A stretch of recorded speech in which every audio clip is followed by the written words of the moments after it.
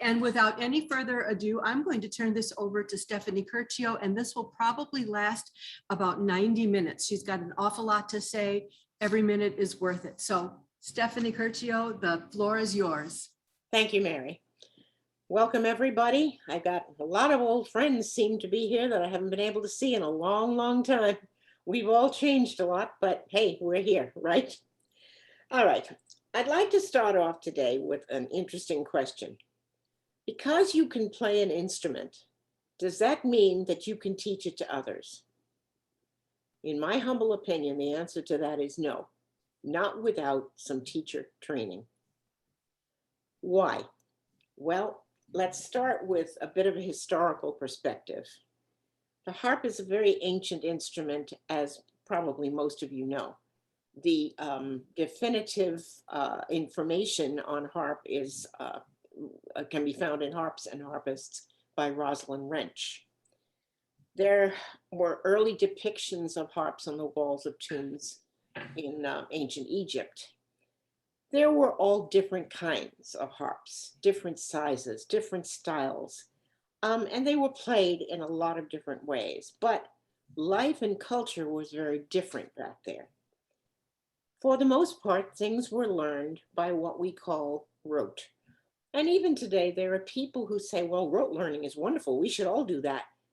There's one problem with that. When it was used, you always had the teacher or the person who knew more about it there with you, whether they were teaching you or whether you were, sitting together playing music after dinner. The person who could give you feedback, give you advice, help you along was always there. Life changed. We don't do that anymore. We take a lesson, we go home, we're on our own for a week.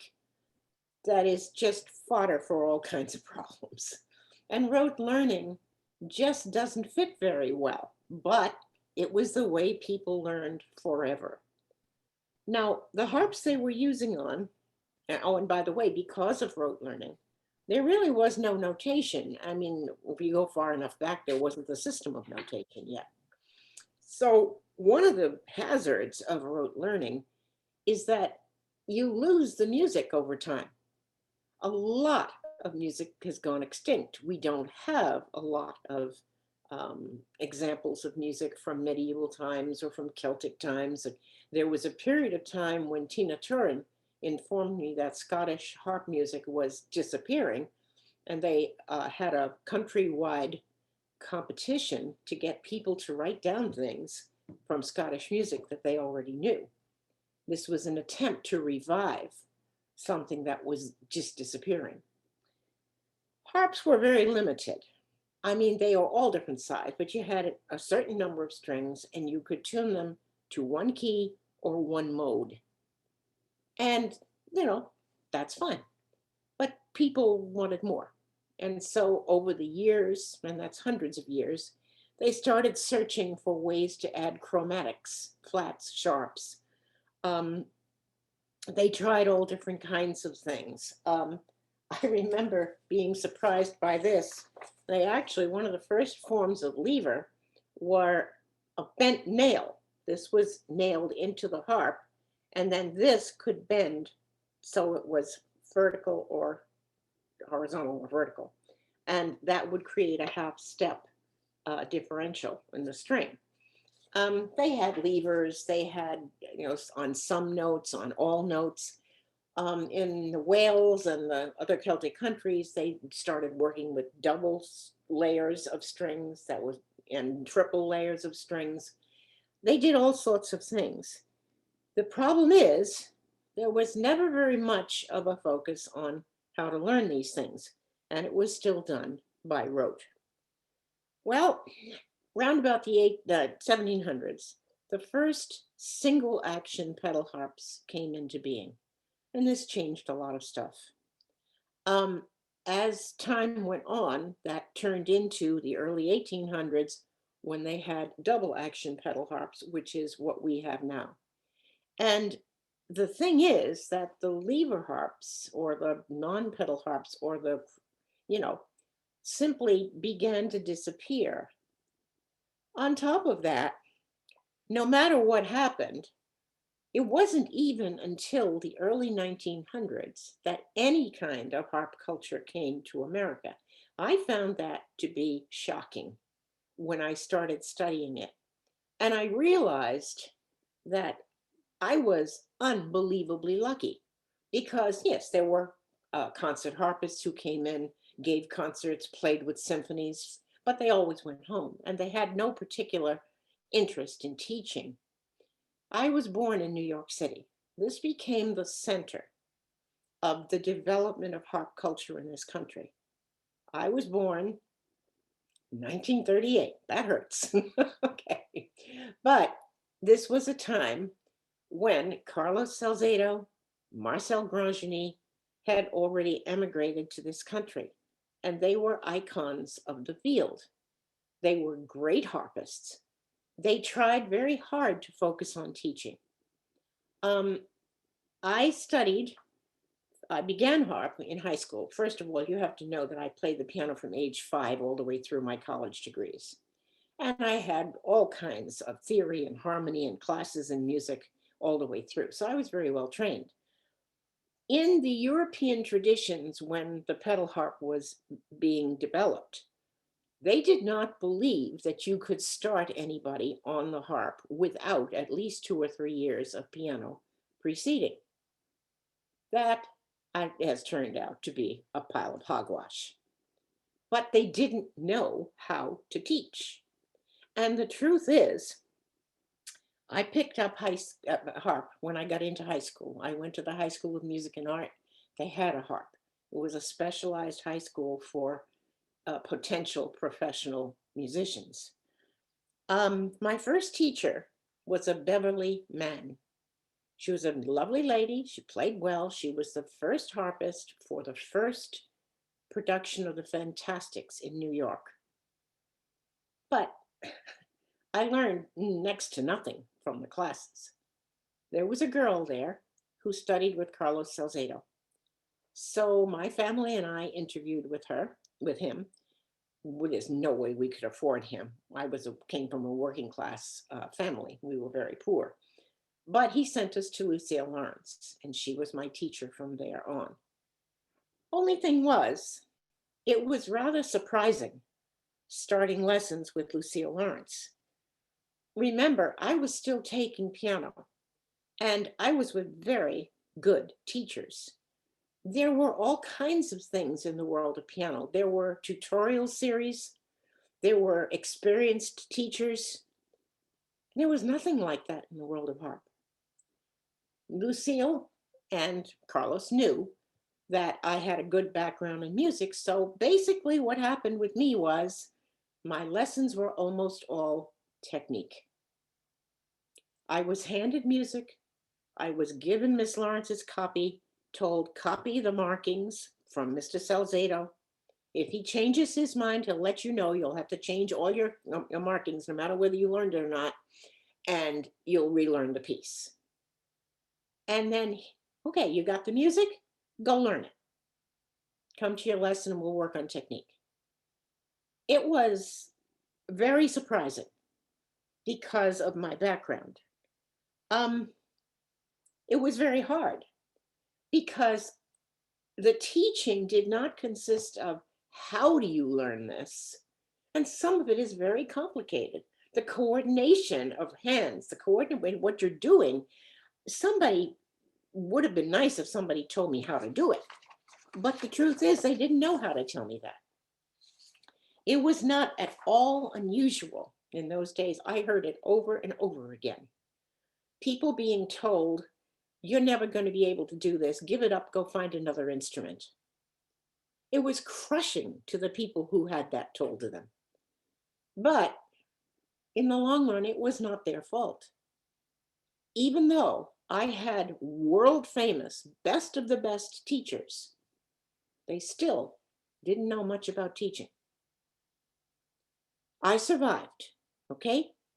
The truth is, no harpists at that point, even in Europe, had a real good idea of how to teach.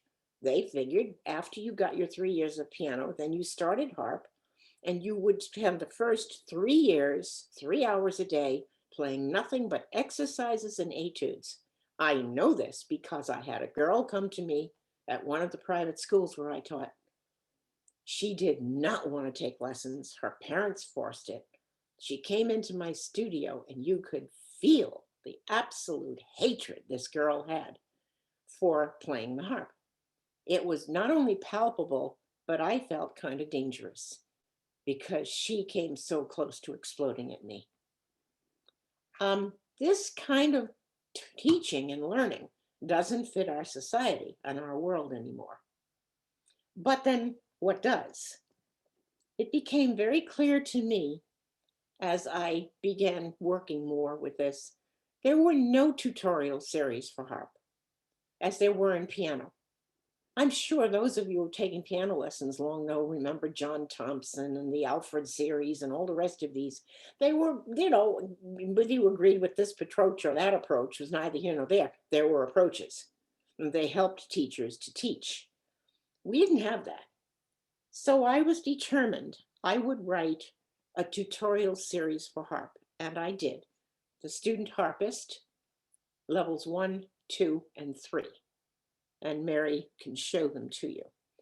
I also discovered that there was literally a tiny, tiny amount of music that you could provide for either students learning the harp or what I like to call hobby harpists, people who weren't going to be professionals, but they wanted to play, they wanted to enjoy something. There was no music out there.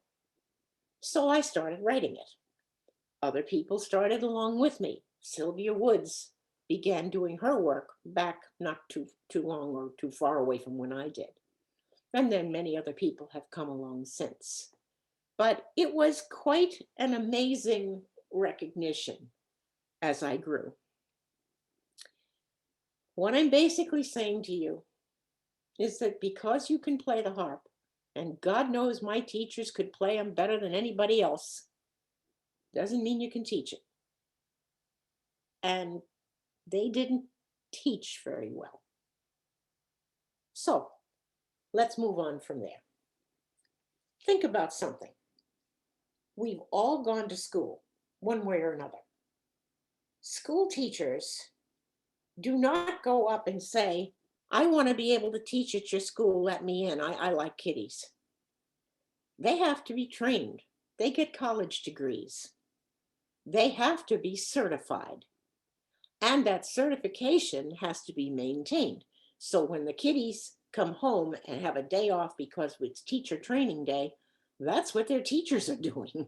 They're renewing certification, they're keeping their training up. It's very, very important. And teaching the harp is no less demanding than teaching a child to read, or you can count, you can give them numbers. This is 1, 2, 3, 4, 5. You can show them what that means. But then how do you add and subtract? There are skills to this, and there are skills to playing the harp, and there are skills to learning music on the harp. So let's start for a moment with matching the student to the harp. That is a lot more complicated than young teachers would think.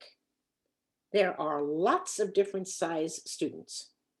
There are lots of different size harps. What you got to do is make a fit. And the first thing that is most important is good posture. Whoops, I don't want to knock the harp over. You have to sit straight. You have to keep your feet on the floor. You don't want to bend into the harp. You'll get a backache doing that. You don't want a harp, especially a pedal harp, very heavy on your shoulder. You'll get all kinds of aches there. Now, how do you find the right seat height for a student? What I do is I have them just gently put their arms up like this, straight, just relaxed.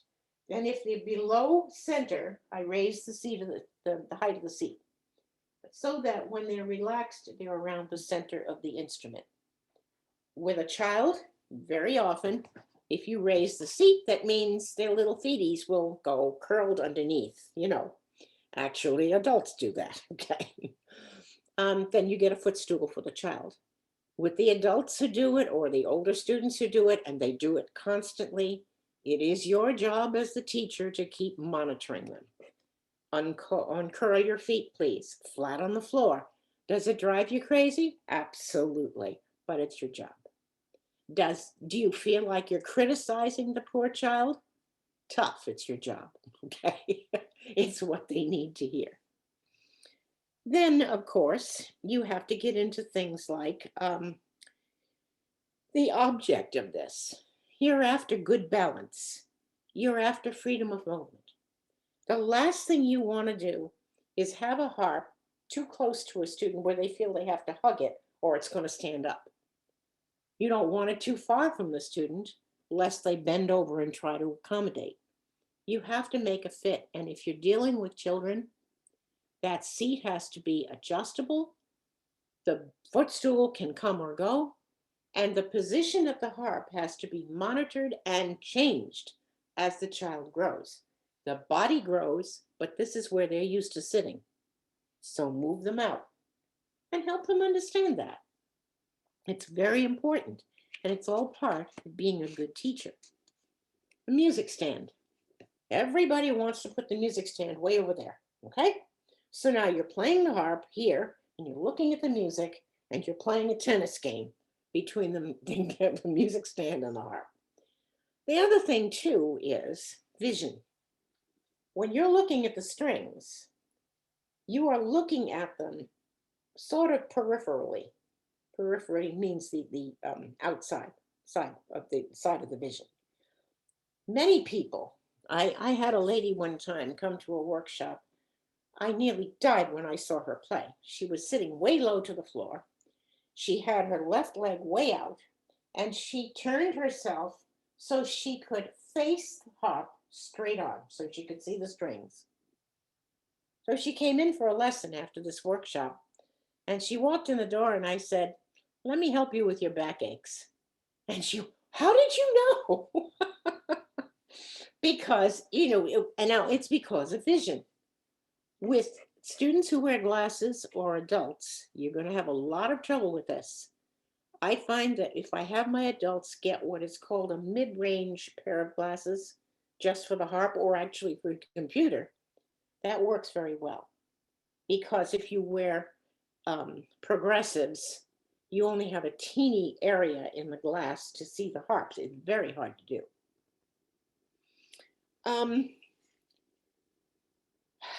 Hands, arms, shoulders. This is all called technique. And no, it is not a dirty word. A lot of young teachers think it is. A lot of people who are self-taught think it is. Technique has a very, very simple goal. You want to achieve a comfortable position at the harp. You want to develop safe and solid body and hand usage. That's what it's after. And you want to develop a good tone. Hence, there are certain things that are common to all techniques, and there are lots of different techniques. I'm not going to sit here and tell you you have to teach Salzedo technique or European technique or this technique. Most of those won't work on a lever harp anyway. But what I am going to say to you is your hands need to be relaxed. You can't play the strings and claw. That stiffness will just kill you. It'll make a terrible sound, and it will not allow you facility at the instrument. So you've got to help the kids to close those hands. What do you do with the thumbs? They're a different technique than the other fingers. Well, I was brought up with a high thumb technique, okay? I believe in folding it down. The original Salzedo technique went like that, and it made for terrible thumb sound. Folding the thumbs down is very hard, but it can be learned. Now, if you use a more rolling technique like a European, then you roll with that, and that helps the thumb sound a little bit.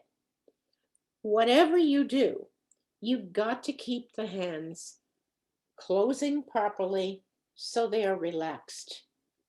You've got to somehow deal with what do you do with your hands when you raise from the strings? And here we get into controversy.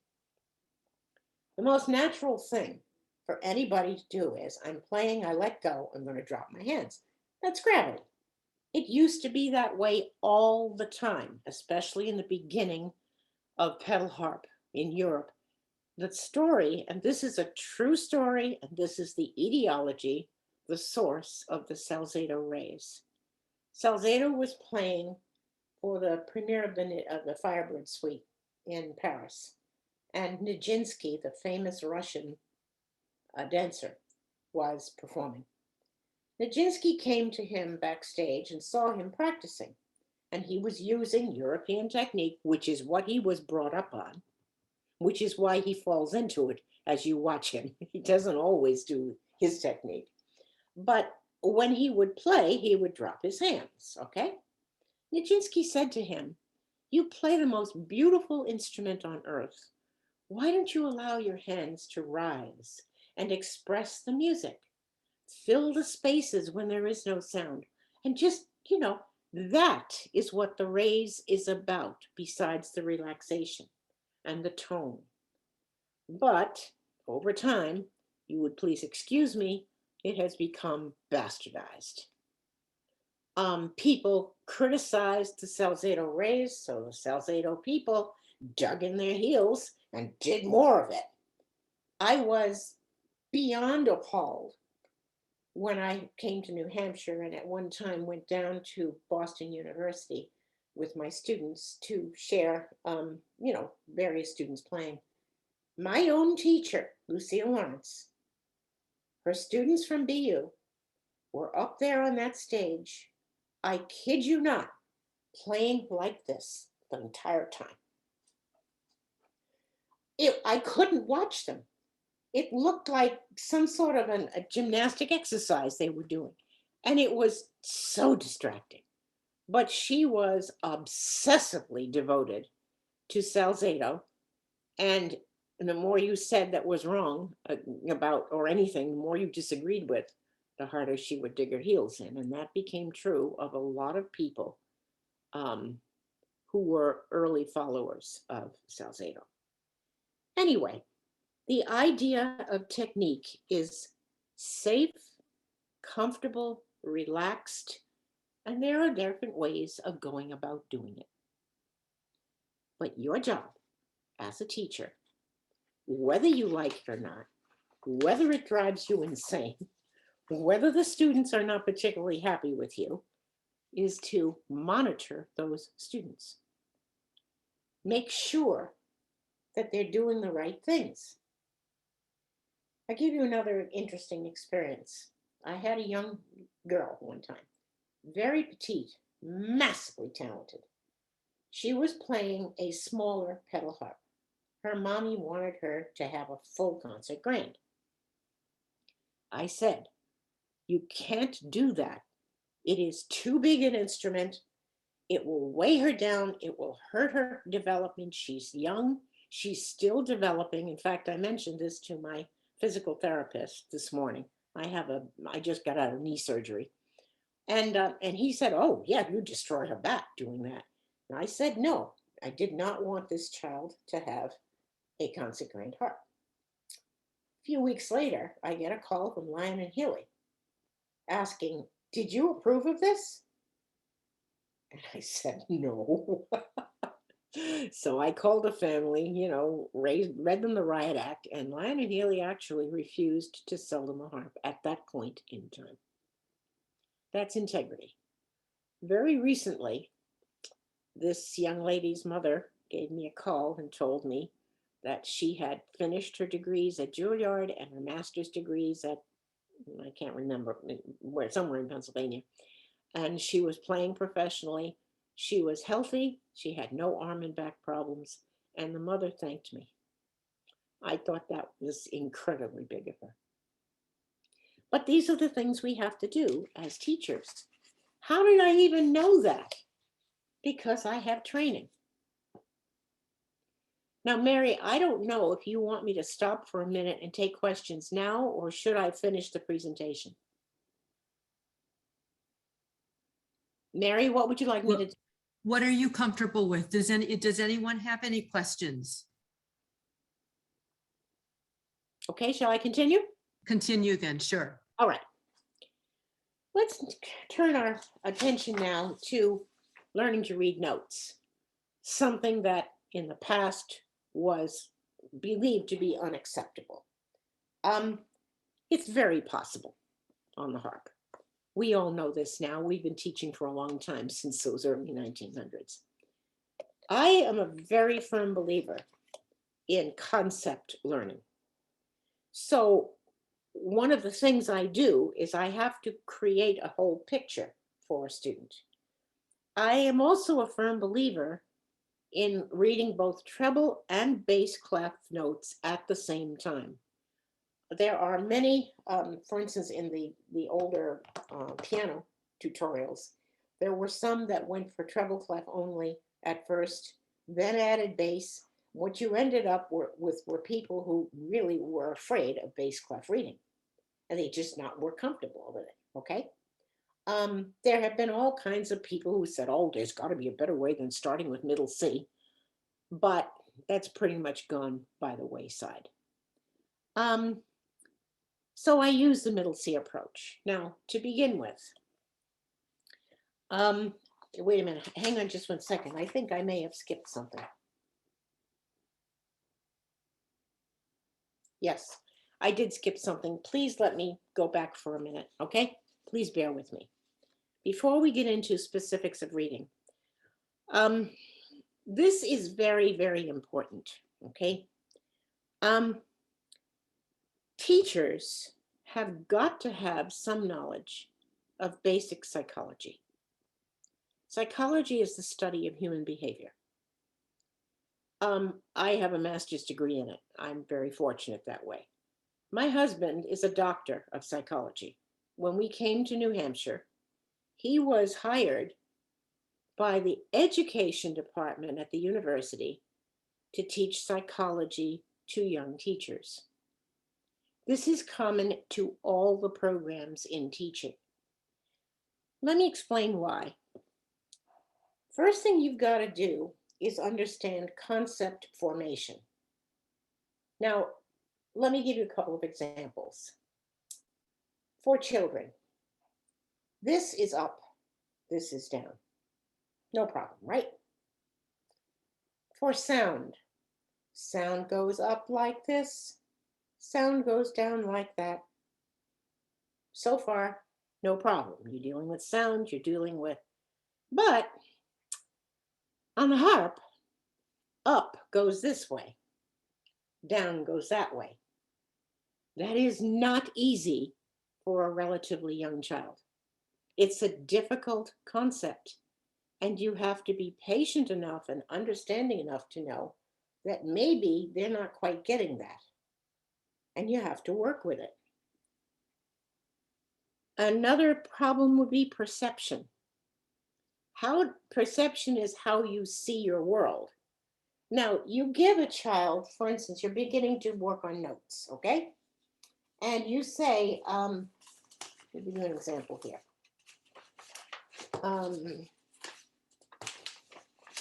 Well, I didn't write one out. A quarter note has a filled in head, and it has a stem, okay? And you say to the child, the stem can go up, the stem can go down. Well, you can say it till you're green, but when you show it to them on a piece of music, if they see a quarter note on the middle line of the treble staff and the stem goes up, and then they see a quarter note on the middle line of the treble staff and the stem goes down, they very often do not perceive that as being the same, because you're talking about a concept they haven't quite gotten, and their perception is not accepting the differentials between the staffs, between the stems. This is not at all easy. One of the things here that I do have, for instance, these are eighth notes. I tell kids all the time, this is an eighth note, okay? It takes 2 eighth notes to equal a quarter. Never mind that. These are also eighth notes. They're holding hands. That's one of the things they tell them in school, music programs. Doesn't make any difference. It takes a bloody long time for them to perceive that these are eighth notes and so are those. It does not come particularly easy to a child's perception. Then you say, all right, you have to understand the development of a child and maturation. There are things that you cannot expect of an 8-year-old that you could expect of a 10-year-old. But you have to know a little bit about child development for this. That's your job as a teacher. We don't all learn the same way, and that's another condition. People have different learning styles. There are people who are visual, they see it, they can copy it. There are people who are auditory. You play it for them, they'll copy what you do. There are people who are kinetic, they have to feel it. But the point is, even though a learner, any student, adult, child, whatever, has a penchant in a certain direction, you don't want to work only with that. You want them to learn to use all the various facets of learning. And that's your job as a teacher. Coordination. We have one asset on the harp. When we play hands together, both of our hands are in the same position. 1, 2, 3, 4, unlike the piano. Okay, that's reversed. But that's fine until you start playing one thing with one hand and something with the other. Or you play something connected with this hand and lift this one. That's not easy. And it depends on the age of the child and the development of their maturation. It's not maturity of age, it's maturation of learning abilities. These things are very complicated, and they require that a teacher understand what she or he are doing with the child. Now, are there any questions? I think so. I think I see someone. I do have a question. Yeah. Students who come to me who have had previous learning experience, what I call Suzuki-like experience, and I tell them I can help you to read, but I find that they are so accustomed to playing at a higher level than they're able to read that they lack the patience to go back to easier pieces to learn the reading. Yeah. Is there any hope for, it's gotten to where I say, if you've learned Suzuki, That is go away. The answer to that depends on how much patience you have and how much you can get them to trust you and be willing to work with you. It's very difficult because, you know, it's funny, when I was being trained in high school, I was classically trained. I used to just worship the guys and the kids who could do improvisation and play jazz and whatever. And I remember going to my teachers and saying, "God, I really love that. I want to do that." "Don't you dare. It will destroy you as a classical harpist." And I understand why, because when you've done it one way, it's very hard to do it another way.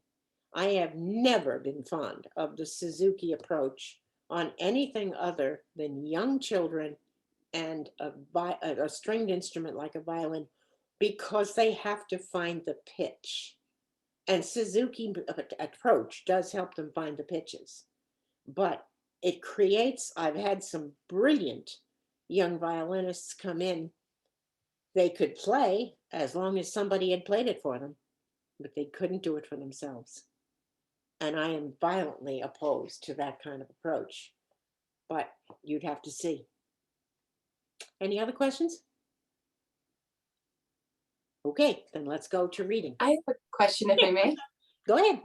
I feel strong patience for the student. What do you say to parents who don't understand, or at-home facilitators, when you say up is this way and down is that way, and it's taking the child longer than the parent would like? Well, that is really, really an important question. Parents are part of your teaching. You are not only teaching a child, you are teaching the parents. And you have got to establish the fact that you know what you're doing and that you are helping them to understand something in child development. I always try to have an ongoing relationship with my parents as much as my kids. Some of them can be bears. Some of them are very cooperative. Some of them think that if you try to hold back a little bit and get some technique or get some learning in, you're holding their little darlings back. Other ones want you to fly forward no matter what. It's a very difficult thing. And again, a teacher really has to be conversant with psychology, not only with the kids, but with the parents. Sometimes the parents are worse than the kids are. Anything else? Shall we go forward? Question. Yeah. See, Question. I can't see. Is there Oh, another, well, I don't have my camera turned on. well, it doesn't make any difference. Is there another question? Can you hear me okay? I can Yeah, hear you. we fine. can hear you. Okay, sure. Yes. I can't see you, but I mean, I could if I. Okay. scrolled. What's your policy on parents attending lessons? Well, that really depends. Okay. For the most part, I have no problems with that at all. However, it depends a lot on the relationship that you see. There are parents who absolutely insist on being there. Okay, I don't mind that. You know, I've been on stage all my life, it doesn't bother me. But if they interfere, then I have to monitor that. I have to help them understand. For instance, one of my most brilliant students ever started at age 5. I'm going to say maybe this happened when she was something like 6. She came from a family of a lot of kids, a lot of music, and mommy was really overbearing. But I had asked this little youngster a question, and she simply sat still and didn't answer. Now, I knew she could answer the question, but she also knew that if she shut her mouth long enough, she wouldn't have to answer the question. Mommy would do it, and mommy did. Oh, she said, this is the answer. And I told her, mother, you cannot do that. She said, well, I have too many children. I don't have the time to wait her out. And I said, then she knows that, okay? And she's playing you like a well-tuned violin, okay? I mean, these are the things that happen. Yep. You've got to judge each situation the way they go, you know? And I don't think I can do a one answer for all people. Okay, Right. moving on. Thank Okay. you. You're I very do good. have a question. All right. Okay. And I'm wondering if you remember any of the ways that you have undone the damage. Well, the first thing that comes to me is I have been blessed with the ability to deal with very, very, very gifted kids. It comes very naturally to me. And what happens with gifted kids is very often they'll come to you from other teachers who become so enamored with the gift of this child that they start moving so fast and so fast and so fast. And eventually, when you do that with a gifted student, they're going to hit a wall because they are not getting all the stuff they need along the way. When I got a kid like this, I explained to the child and to the parents that I need to fill in all the holes. I joke around with the kid. Your brain right now is like a block of Swiss cheese. I want to get it to be solid like cheddar, okay? I want to fill those holes, but you got to work with me. We got to go back maybe to ground zero and fill in all the things you don't know. Now, again, it takes a lot of experience to do this, but it also takes, you've got to build that relationship with the student to have them trust you. When you get all this filled in, then you can fly forward. And it can be done. I have done it. It isn't easy. But I will not go forward with a student that is lacking all sorts of stuff. I just won't. And I'll explain it to the parents. Either we do this, because my goal in teaching, if I were to say one thing, was I want to develop an independent harpist, someone who can learn by themselves, for themselves down the road. They can read, they can interpret, they can take modern music that was just done by a composer and say, okay, I'll work with you on this. But to have that independence, you've got to have all kinds of knowledge. You've got to really know your music. And playing, as you said, with all kinds of holes doesn't work. Okay? So I think it's time to go on. So let's go back to reading. I have two pieces of material that I use. With young children, less than 9, for instance, I usually start with my primer set. Mary can show you what that is. The primer is a pre-reader. What happens is I build concepts and I use a lot of interesting situations, techniques of learning, so that it enables the child to play actual pieces very early on. Now, before I go any further, it is designed for young students, but I have had many teachers across the country tell me that they actually are very successful using it with adults also. I start, no matter whether it's a primer or whether it's student harpist, no matter whether you're an adult or a child, if you haven't learned to read music, we start with the foundation stone, which is very simple. A, B, C, D, E, F, G. Those are the 7 letter names in music. But then the first thing I ask you to do is say them backwards. G, F, E, D, C, B, A. Usually they stumble a little bit. Why do I have to do it backwards? Because music going forward is going upward is the alphabet going forward. Music going downward is the alphabet going backwards. Then I introduce the octave. So we now know that 7-letter series repeats itself. A, B, C, D, E, F, G, A. The 8th note is the same letter name. And we drill that from note to note, C to C, E to E, upward and downward. That shows them the foundation of the process of reading music.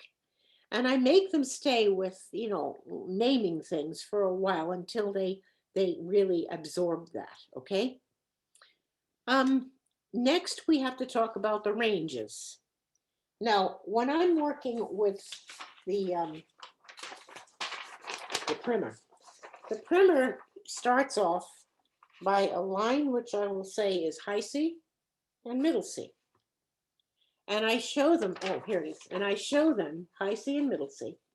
And then I show them the notes only as names with a direction, E, D, C, E, D, C, G, F, E, and you know what that's going to be, right? That helps them understand the notes moving in a direction, high or low, and within a certain range. Then I can change that and it will become the range of middle C to low C, okay? The next thing I start doing is using stems. Stems will show you which hand to play. Now, this, for instance, is when I start combining it with a box, which makes it preparation for measures. And then I'll have a certain number of beats. I introduce beats. And this, for instance, is a beat. So it goes E, D, C, beat. So that if you're not playing, you're saying beat for an extra note. What I'm doing is I'm introducing them to concepts very easily. I use stems on notes in both the primer and in the student harpist. And I explain to the students for now. That's my favorite early word for students, is for now. Why? Because things change. For now, we're going to play all the notes with stems up with your right hand. I might put a red mark on the right hand, and I might make the stems red. We're going to play the left hand, blue stems, blue mark on your hand. And they begin to sort their hands out. Will we always do this? No, but for now, that's what we do. However, when the kids start getting irritated at the stems, I explain to them that this is going to go away. Eventually, the stems won't matter for a while, but it'll come back when you get more advanced. I pull out some of my music with the arpeggio going up and down and the stems telling you which one to play. And then they understand. Kids are very flexible if you give them a reason to be flexible and if you can get them to trust you. It's not particularly easy, but you can do it. So now we've introduced ranges, stems, beats, and essentially, if you're using the primer, you have to go through all two of them because we have to make sure there are two books in the series. They're not big, but you've got to make sure that they have all those concepts well in mind, and then you shift them right into the student harpist. The beginning of student harpist is very much the same, but it's a good thing because they see what they learned in something they understood more easily now in real musical notation. When I start to work with real music and notation, I start out with a very, very interesting concept. It's called middle C. Think about it. Middle C resides exactly dead center between the treble and the bass clef. If you move up one note from middle C, you go to D, which is hanging off the treble clef. If you go down one note from middle C, you got B, which is sitting on the bass clef. Middle C is written, it's pushed up a little higher when it's played in the treble, and it's pushed down a little bit when it's playing the bass. So the first exercises you get in reading are, if it's written in the treble clef, play it with your right hand. If it's written in the bass clef, play it with your left. But it's the same note. And that in perception and concept formation is incredibly important because you're pulling together the relationship of C, D, E, F or C, B, A, G. And it's all written out in the Student Harpist series. So what happens then is you start working with both stabs, moving little by little, very gradually, from one middle C upward or middle C downward. The biggest problem with teaching reading is that, or with teaching anything at early levels, is moving too far, too fast, and presenting to the student many concepts at one time. That's the most important part of tutorial series. If you look through the student harpist sight reader, just the student harpist, you will see that I build things very gradually. Very important. The student has got to see that. They've got to see the development. As you are working with the students, learning to read, it's slow, okay? It's a great time to also focus on their technique. not only can you play the notes, play the notes, play the notes, play the notes, but how do you play the notes? And it takes patience, and it ain't fun, but it's your job. You're the teacher. Now we get to rhythm concepts. Now, rhythm is, again, I believe in a holistic approach to things. Rhythm is nothing but a simple arithmetic. I have a thing called a rhythm cue card that Mary can show you. It is a very carefully designed chart, which will show you the relationships of rhythm, but you're all teachers, so you can follow me. When you are teaching a child that a quarter note is a beat, a half note is 2 beats, if they're old enough, the concept quarter, half, whole doesn't always line up with what you're saying to them, because somewhere in their minds, whole, half, quarter, whatever, it isn't lining up with what you're saying. It's a quarter note. Why does it get 1 beat? Okay, our rhythm system is built on what is called a geometric progression in math. The entire system is 1, 2, 4, 8, 16, 32, etc. Everything is based on that. If you use computer programs for music, they are very mathematical, and this is all set into them. When you want to break with that, you have to get the computer to do something instead of something. I'll get there in a minute. When our musical system was developed, a whole note represented 1 beat. A half note represented a half of the whole note. So it took 2 half notes to equal a whole. A quarter note, symbol 4, was a whole note divided in 4 equal parts. Took 4 parts to equal a whole. Now, that is how it started. But over time, because you can assign a beat to any note you want to, people started assigning 1 beat to the quarter note. That way, easily, you could have a half note, which was worth 2 quarter notes, or a whole note, which is worth 4 quarter notes. But you can see the name of the note doesn't fit with the beat you put on it. So I think the student, if they're old enough, has to understand the process. And that cue card shows it.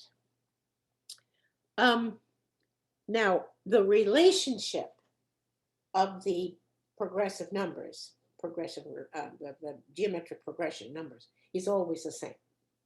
If I assign 1 beat to an 8th note, which we can do 6/8 time, okay? 6/8 notes equals a measure of music.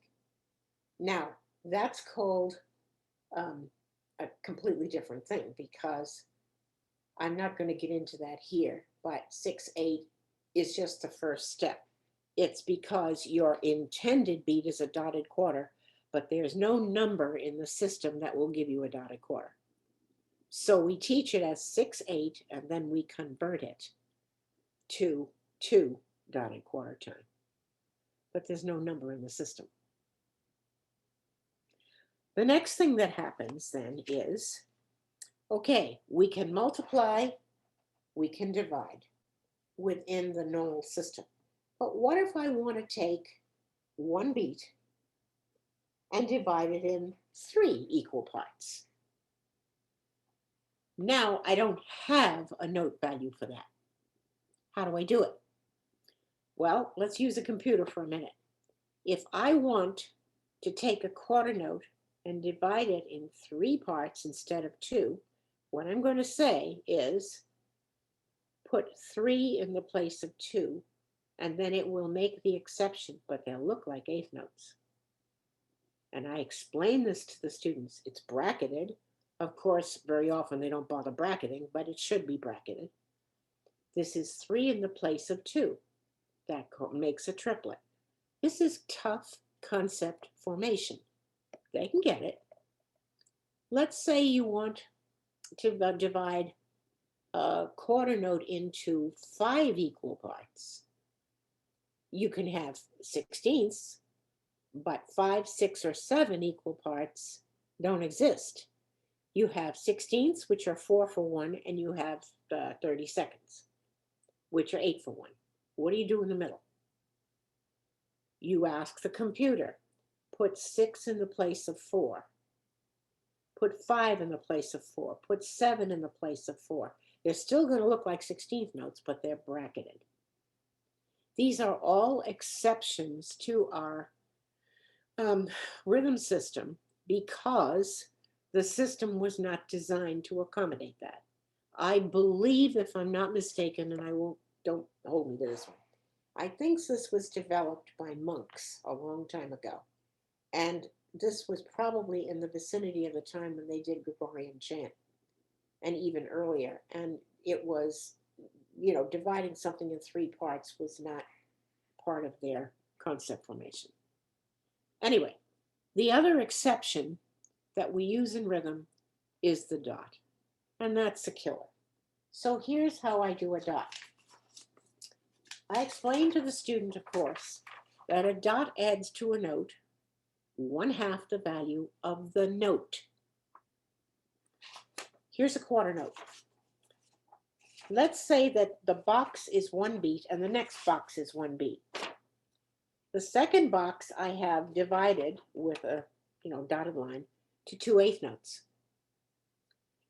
When you add a dot to a note, what you're doing is you're tying the quarter note into the first half of the beat.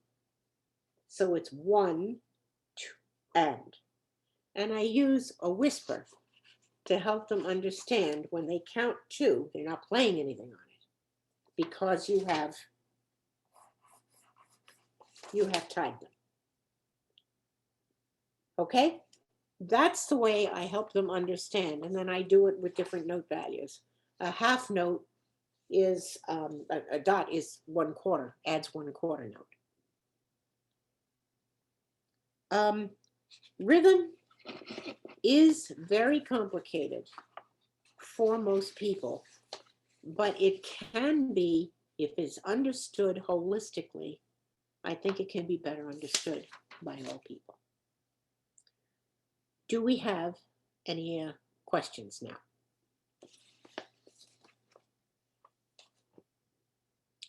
No questions? My goodness. Okay. Either I'm a grand failure or I'm doing well. All right. If nobody has any questions, then I will take a shot at the next 2 issues. Ensemble playing and performance jitters.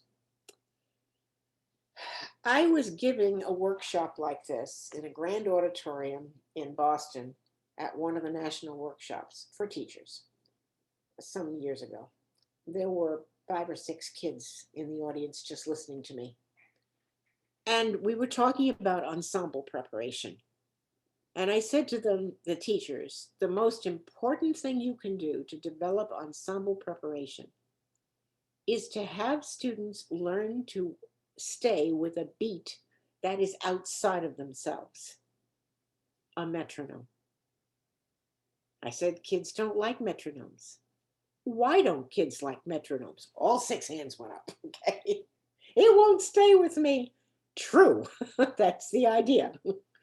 It is not supposed to stay with you. You're supposed to stay with it. Kids hate metronomes, most of them. In fact, to be honest with you, I did a concert one time with a violinist who had been around a long while. She was no kid. And she just had terrible timing. And I said, well, let's play with the metronome. No, I don't do that. I said, well, then, let me put it gently to you. I'm not playing with you, okay? Either we have to stay together, or we're not playing, okay? Now, it turns out her family were big donors to the school that I was teaching at. And the chairperson said to me, you have to play with her. That was fun. But we got it done. Anyway, the point of the matter is, ensemble playing is all about, first and foremost, the beat. There can be a conductor, there can be a lead player. It is much easier to play with a conductor than it is to play on your own, because that there's a give and take to playing on your own. You know, one person takes the lead for this part, one person takes the lead for another part. But if there's a conductor, and I teach my kids this all the time, first issue you have to deal with is the downbeat.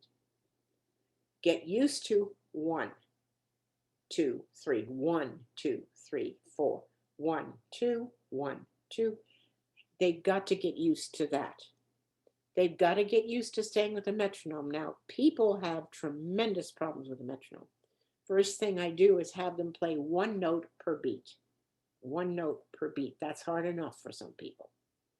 But then, the most important single thing you have got to do for playing in any kind of ensemble or orchestra is learn to divide the beat equally.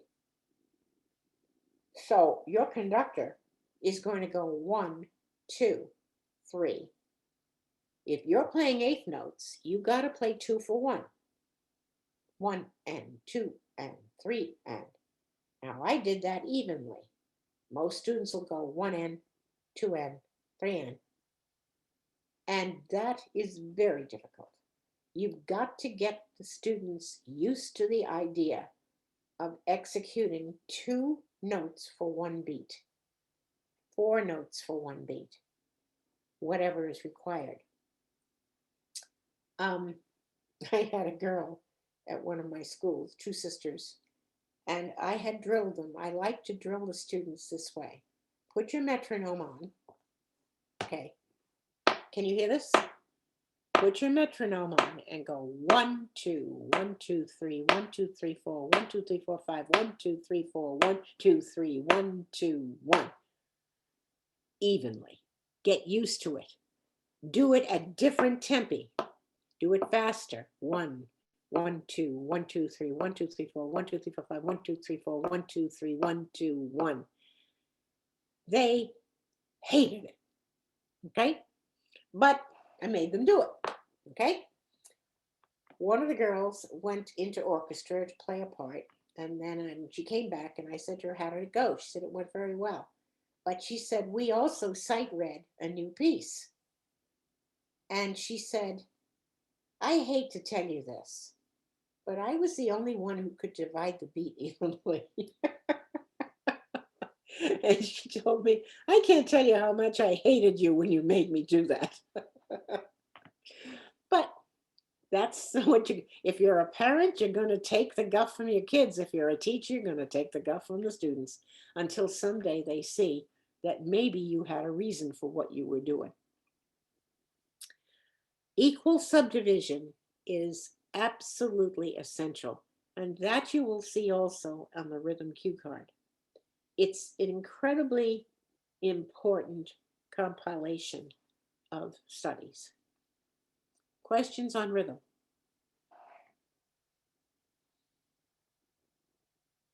No? No On the questions? harp. I'm Oh, sorry. I'm sorry. I just want to be sure because been trying for 100 years to make the metronome my friend. So do you mean that when you say divide the beat, can you explain what you mean by divide the beat? Because All there's right. one, what's the difference between that and 1 and 2 and? That's just, 1, 2, 3. that's just a verbalization of the concept. You can say it whichever way you want to. 1 and here's the beat. 1 and 2 and 3 and. But what you are doing is if you're playing eighth notes, I'll do this here for a minute. Let's say I have my left hand is playing C's. Okay? I'm going together, together. Now I'm going to go twofer. I like to call them twofers. You can call it one and.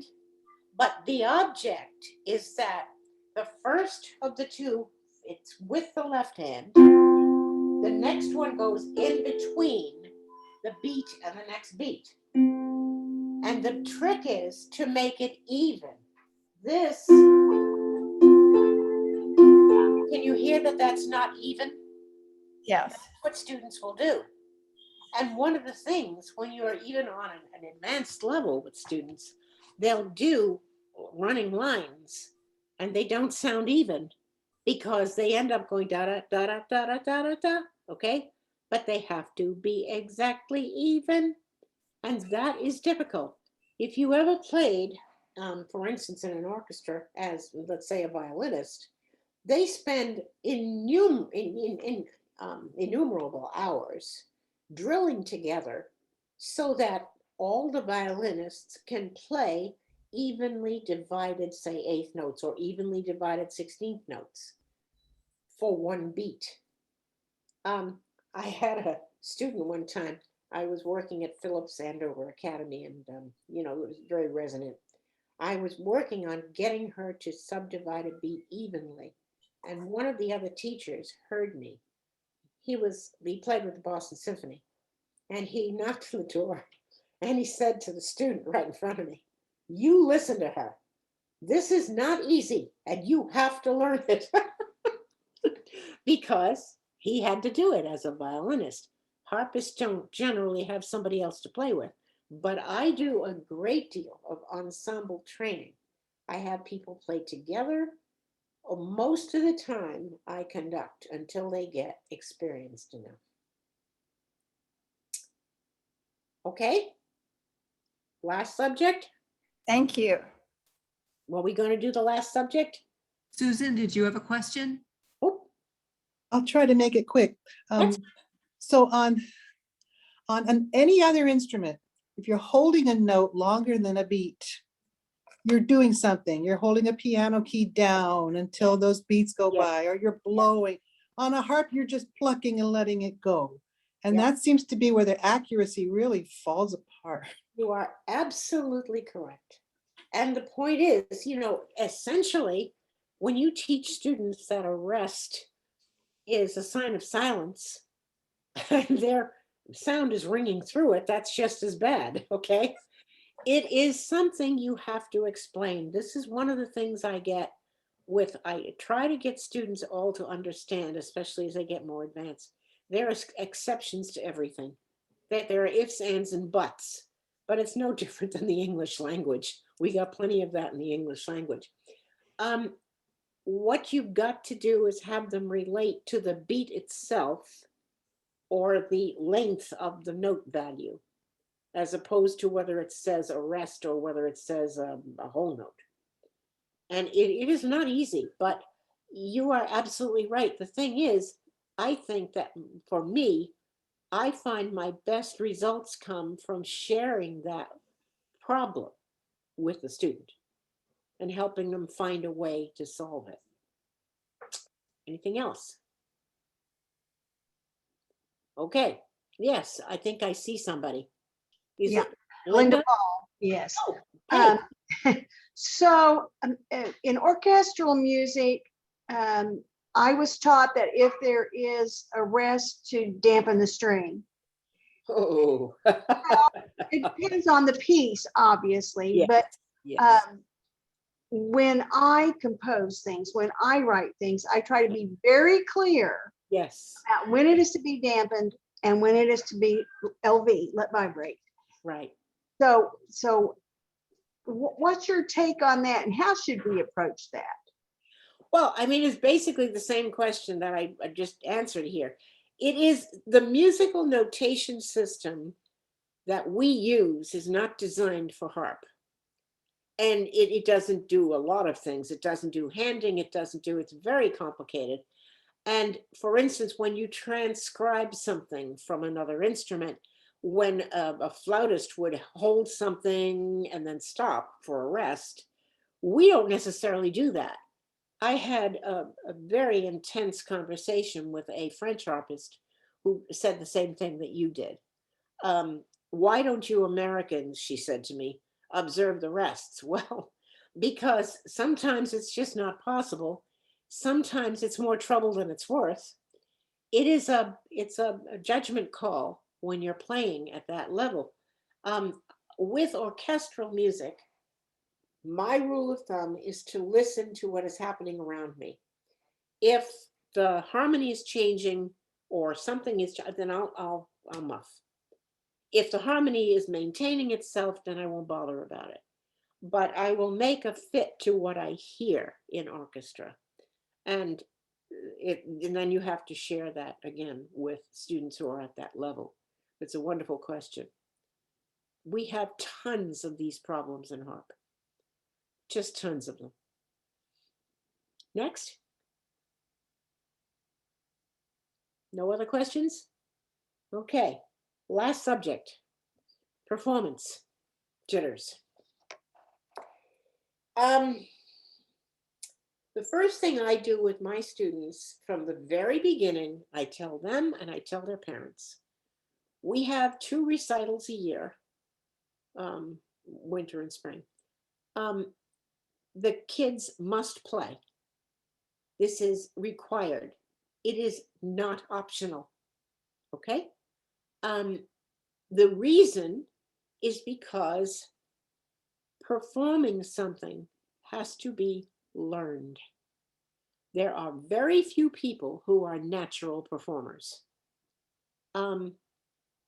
You have to learn, you have to develop skills. First skill is to be able to keep going no matter what. Okay, I made a mistake, let it go.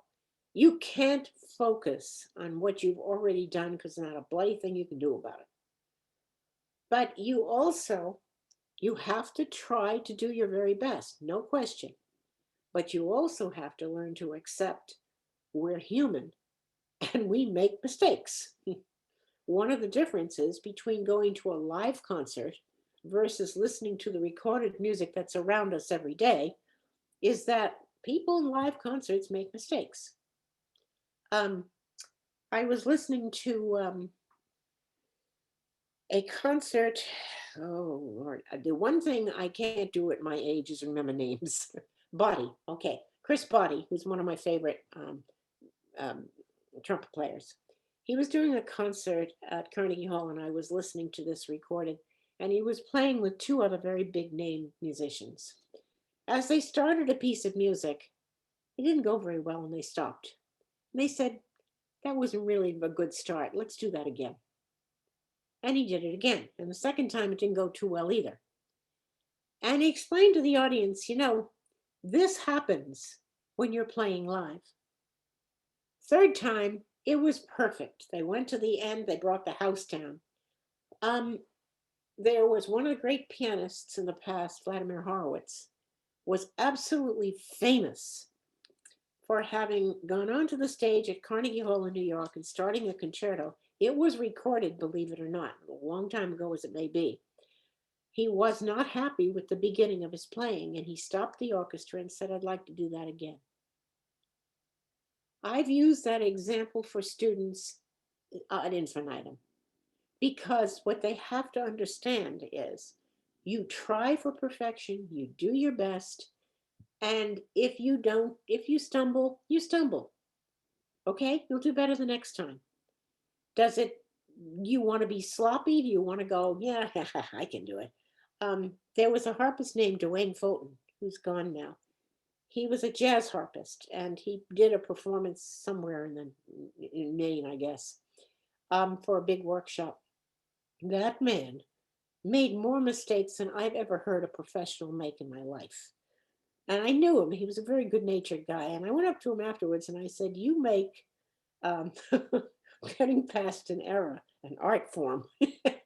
Put his arm around me, said, right, darling, that's the way you do it. Okay. That was the kind of person he was. Now, That guy really overdid it. Okay. But these are the kinds of things I try to get my students to understand. I I support them. I have them keep learning. I have them learn from each other. They talk about each other's performances, not to be critical, but to say, what could we have done? What could I suggest that the student do that would have made it better? And they gradually increase. On the other side of that, I've done a lot of preparation for big competitions and things like that. What I do with the students that way is I say to them, all right, first of all, you have a choice. Do you want to do this or not? I don't force my students to compete. But if they want to, I will say to them, you have to meet certain goals at each level. And as your performances get, well, for instance, I give you the example. I had one girl who applied for and won the Young Professional Division of American Harp Society back when she was 15, I believe. She was competing against conservatory students, young professionals, and she was brilliant and she won. But in the process of training her, she would do concerts. And each concert, I would make the screws a little tighter, make her more nervous. But the concert before the end, a friend of mine came up from Juilliard, who's a harpist, and I said to Annabelle, Emily is in the audience from Juilliard to listen to you, and she'll give you a critique at the end. One of my other students heard this and said, how can you do that to her? I said, she knows what I'm doing. She knows I am making it as nerve-wracking as possible so she'll be okay when she goes to competition. And she was okay. And she made it through the critique. But these are stages that you have to do.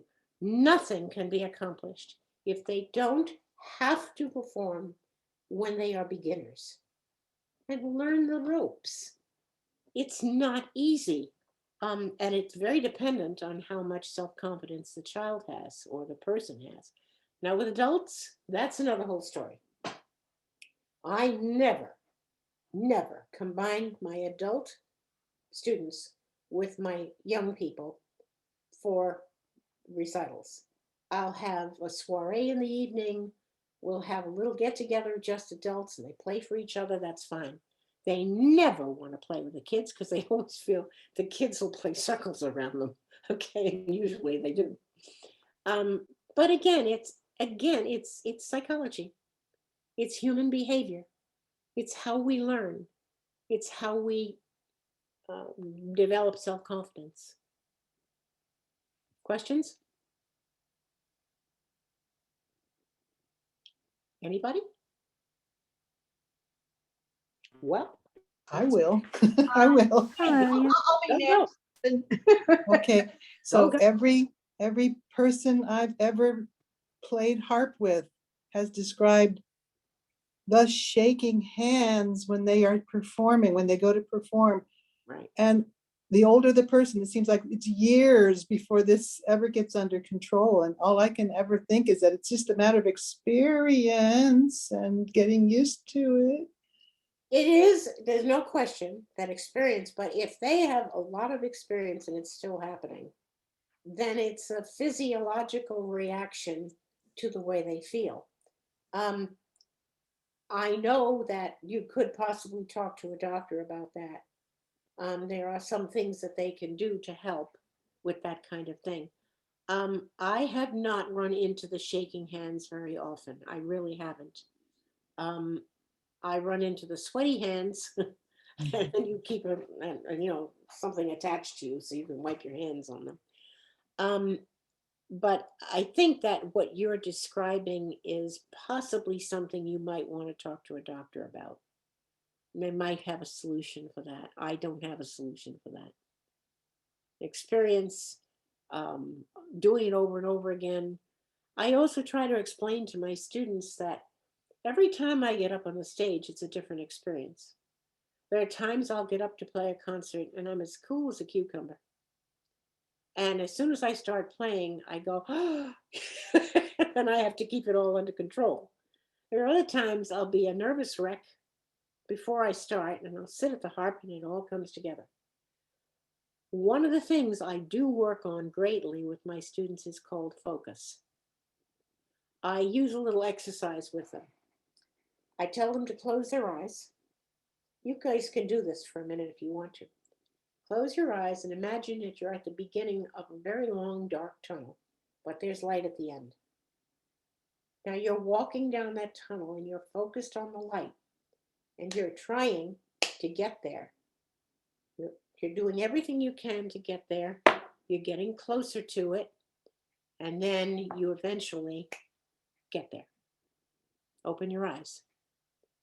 Did you hear me doing anything other than talk to you? Did any of you hear me do anything other than talk to you? I clapped, I tapped, and I did something else at the end. If you didn't hear me, you were focused. And I do little exercises like that with the students. I did it with a young Asian student one time who was a very fine pianist, and she was giving a concert. She was very serious and she focused, and oh my God, she played better than I'd ever heard her play. When she got to the end of the piece, the audience just broke out in applause and she jumped. She had focused so hard, she had almost put herself in a trance. But we're all different, and we just have to deal with our differences. Stephanie, Yes. Linda Paul. Yeah. Years ago, I was a vocal and harp major at the university, and my vocal coach, who was a very old grand dame, told me, I said something about I get butterflies, and this is the line she gave me, and I've used this with my students, and a focus exercise, kind of like what you do. And she said, of course, dear, you have butterflies. We just learn how to make them fly in formation. Absolutely. And that's very, very important. We have a core, an energy core. And it is very important that we have that. It is not a bad thing that we get nervous, just have to learn how to control it. Well, and we have to have that. Yeah. We have to have that kind of. That's right. You're right. And that energy gives the music life. So Yes. before we finish today, I just want to promote my new book. You can read all about my life in the history of harp, and also a lot about different things that I have learned, notation, copyright, music publishing, all the things that I have done in my very extensive life in the harp. So it's available from Melody, or it's available from me at stephaniecurciopublications.com. I think I'm at the end of the time because I have a clock in front of me. Mary, Yes. thank you so much for doing Oh, this. thank you. And I wanted to, if I'm sharing my screen, we do have a sale. And I think I'm pulling it up now. I hope that here it is. Okay. I don't know if you can all see this, I see it. Mhm. but if you order from Stephanie's website, you will get free shipping.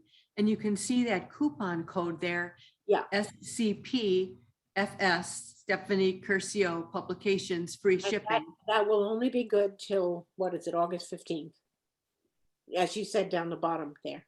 Okay, and then 15% off on our website too, with your coupon code is Curcio. Okay. Thank you very Okay. much, everybody. I hope that I've given you something worthwhile. Thank you so much. This has been, we were riveted with, we were riveted with interest in what you I had put you to say. sleep. No, not at all, not at all. Thank you so much. I'll go ahead and end the meeting and send a follow-up later on. Thank you, very, Stephanie, very so much. Goodbye, All right. everybody. Thank you for Bye, coming. everybody.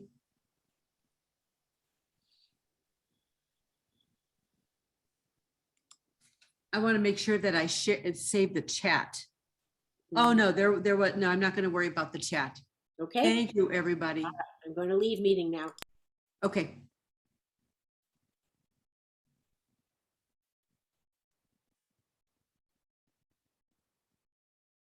I'm going to go ahead and leave the meeting too. Bye, everybody. Thanks for coming.